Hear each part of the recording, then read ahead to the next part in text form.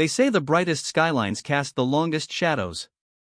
In Dubai, as the calendar opened its doors to 2026 and the Burj Khalifa drew silver lines across the midnight sky, that proverb turned painfully literal. Amid fireworks roaring like thunder and the city's orchestration of wealth, one figure stood in the heart of the festivities as if the ground itself had betrayed him. That man was Gökberk Demirci. A household name, a face known from living rooms to billboards, a presence that usually moves rooms with a simple glance, yet in the first heartbeat of the new year, fame felt like an empty suit. He was not untouchable. He was human, and his humanity suddenly felt unbearably heavy. Welcome back to the intimate corner of storytelling, Whispers of Turkish Stars. We are not here to skim the surface, we are here to press our ear to the pulse of emotions people try to hide. Tonight's tale is not gossip for noise, it is a meticulous study of a love story that once defined a generation of fans and now lingers like perfume in a room where the window has been opened. The narrative we unpack involves a sudden change of plans, a doorway slammed shut with a message on a screen, and the acceptance that sometimes the past has already buried itself. It is the story of Gökberk's unguarded heart and Özge Yagai's unflinching clarity. If you are the kind of soul who values stories that honor the complications of love and regret, make sure you are subscribed. And if you want to strengthen our voice so we can keep crafting these cinematic journeys, the join button is waiting. Your support is the rhythm that keeps this channel alive. Now, let's walk into the moment when the illusion finally collapsed. For Gökberk, the blueprint had been bright. Celebrate the turn of the year under Dubai's neon crown, where money builds mirages and everyone pretends they have already touched tomorrow. The plan required nothing but charm, a glittering party, conversation that burns slow and sweet, the weightless feeling that prosperity can imitate peace. But when the countdown ended, a different orbit tugged at him. Joy echoed around him as if from a faraway island. The cause of that sudden shift wasn't a whisper in the room. It was pixels assembled half a world away, an image posted by Özge Yagais. The photo that lit up his phone wasn't dramatic or staged. It was disarmingly calm. Özge, serene in a way we hadn't seen in years, carried a brightness untouched by the spotlight. She stood beside a man whose face the public did not recognize. The caption spoke softly but hinted at hope. In seconds, speculation ignited like dry grass. Was this a new chapter? Was it a declaration hidden in plain sight? For the audience, it was an intriguing riddle. For Gökberk, it was a mirror showing everything he had refused to acknowledge, time moving on without him. The certainty in her eyes, the undertone of fresh beginnings, struck him with the force of something he could not dodge. Observers who'd spent the night watching the actor glow beneath crystal chandeliers noticed an abrupt change, his laughter faded, his energy dimmed. A party blazing at full brightness could not burn away the storm rising inside him. He tried to compose himself. He tried to play the game. But the noise grew hollow and the walls seemed closer than they were. So he did what no one around him expected. He abandoned the celebration. The table still smelled of expensive perfume, the phone still hummed with invitations, none of it mattered.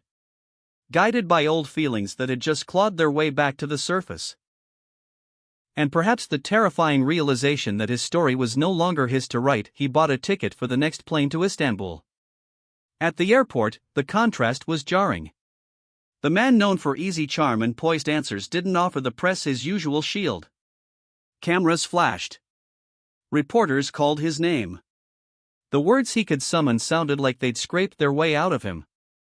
"My chest is heavy, my spirit is hurting," he said, and nothing more. No witty detours. No performance. Just a confession that felt pulled from the raw center of a wounded heart. When Özge's name drifted into the air, silence followed, then that line again, softer, as though saying it could somehow ease the pain. He moved on quickly, but the damage was visible. Gone was the unflappable leading man. In his place stood someone who had finally admitted to himself what he never said out loud. The public drama ended there, but the intimate part began the moment the plane landed. In the quiet of his car, with the city's lights sliding past the window, he typed. The text wasn't performative. It wasn't grand. According to those who move quietly around their circle, the message asked for a meeting face to face. It was an invitation to revisit what had gone wrong, to sift through the dust of unspoken regrets, to seek forgiveness for wounds that had been patched but never treated. Maybe he wanted to know if the thread between them had really snapped. Or if it had only stretched thin and could still be mended. He pressed send and waited. He waited for anything that resembled hope. What arrived was not hope. It was closure with the lock thrown. Özge's reply didn't dance or meander. It was precise, steady, and utterly decisive, the way someone sounds after doing the hard work of healing where no one can see. "That book is finished for me," she wrote. "You err once, repeating it is unwise. I'm starting this year with a clean slate. I've opened a new page for myself. Read those lines again. Finished. Unwise. Clean slate." This was not a game of distance designed to pull him closer. This was the language of a woman who has already lived through the morning, survived the storms, and stepped out on the other side. With one text, she didn't just decline a meeting. She dissolved the sequel he thought might still exist. The effect on him was immediate and consuming. Without the meeting, without the chance to say what he'd stored up over months and years, he vanished into himself. His social media, usually a casual diary of gym sessions, set visits, and sunlight through hotel windows, fell silent. Friends who used to hear his voice every day heard nothing. He started walking alone, late, without a destination, as if he could outpace memory. Those who profit from speculation whispered that for the first time, the steady star of the small screen had been truly beaten not by competition or scandal, but by acceptance. The phrase "you only get to break it once" hung in his mind like a bell that refuses to stop ringing. It wasn't just the relationship that had ended, it was the old habit of telling himself a different story than the one that was true. Meanwhile, look at Özge with clear eyes. She wasn't flaunting anything. She wasn't throwing triumph into anyone's face. She looked like someone who has done homework no one graded, long nights of looking inward, forgiving herself, and taking back time. Sources close to her insist the New Year's glow was not a costume stitched overnight. It was the bright result of months of rebuilding, small decisions stacking up like quiet bricks, patience that finally made a home. She does not want to replay scenes. She is not rushing down an aisle. She is simply living, protecting the fragile space where joy can grow. And the man by her side? Still unnamed, still tucked away from the spotlight. That secrecy isn't a gimmick, it's a shield. She is guarding this chapter from the heat that once burned her. As always, the public split. On one side are those who applaud her message, who call it a hymn to self-respect. They say she owes no apologies to nostalgia. They say you can love someone and still refuse to return to a place where you bled. On the other side are romantics who have been scripting their reunion in their heads for years. They see his vulnerability as proof that he deserves another chance, that love sometimes requires forgiveness not offered in front of cameras. But the words are what they are, and her boundary is non-negotiable.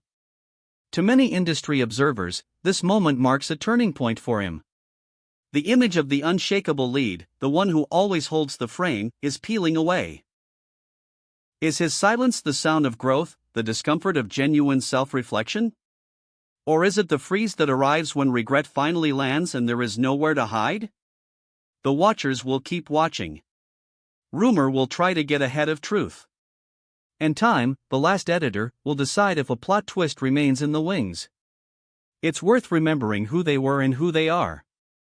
Together, they were the pair that turned everyday scenes into lullabies for millions.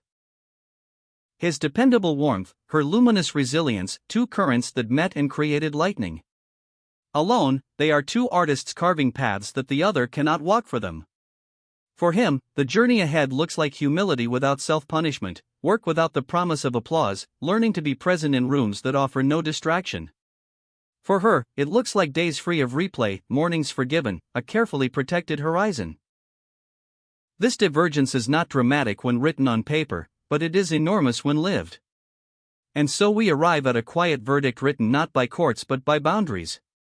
Özge Yagis is moving toward a future she built with both hands, preferring peace to headlines, continuity to spectacle. Gökberk is looking back at a bridge he now sees clearly and understands he cannot cross again. For anyone still dreaming of an encore, this is the moment to accept that sometimes stories end off stage, with a message rather than a movie scene. Some endings are clean not because they are careless but because they are necessary. We will keep listening to the silence around him and the soft, consistent rhythm of her stepping forward. For now, the book they wrote together is closed, tucked on a shelf that neither of them plans to reach for again. Thank you for letting us guide you through this fragile terrain here on Whispers of Turkish Stars. If this chapter touched you, if you felt the weight of those words on the screen, leave a like and tell us what your heart thinks. Was Özge too stern, or was she protecting the hard-won calm that every person deserves? Share your thoughts in the comments. And if you believe in this kind of storytelling, consider pressing join to support the work that keeps our lights on and our stories deep. Until next time, honor what has been, but let the future have the final word. Goodbye.